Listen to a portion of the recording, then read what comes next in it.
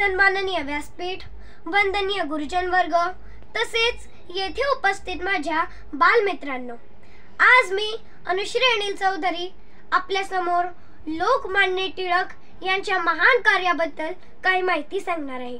ती आपण शांत चित्ताने ऐकावी अशी माझी नम्र विनंती। स्वराज्य हा माझा जन्मसिद्ध हक्क आहे आणि तो मी मिळवणारच, अशी सिंहगर्जना करून इंग्रजांना हादरवून सोडणारे थोर देशभक्त म्हणजेच लोकमान्य टिळक।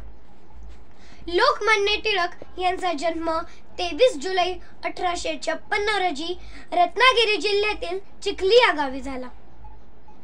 त्यांचे पूर्ण नाव बाळ गंगाधर टिळक असे होते।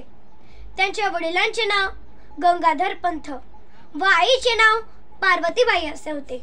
लोकमान्य टिळक हे लहानपणापासूनच खूप हुशार व कुशाग्र बुद्धीचे होते।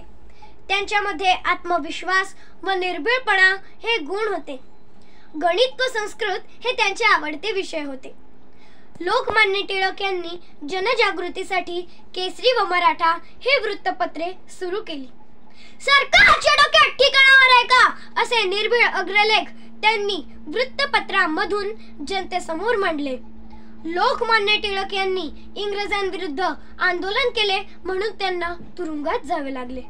पण मित्रांनो, तेथे सुद्धा लोकमान्य टिळक गप्प राहिले नाही। मंडालेच्या तुरुंगात त्यांनी गीता रहस्य हा ग्रंथ लिहिला। लोकांनी एकत्र यावे यासाठी लोकमान्य टिळक यांनी सार्वजनिक गणेशोत्सव व शिवजयंती उत्सव हे सण सुरू केले।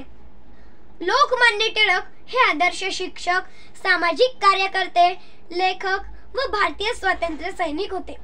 अशा महान थोर देशभक्त लोकमान्य टिळक यांना माझा कोटी कोटी प्रणाम। जय हिंद, जय महाराष्ट्र। धन्यवाद।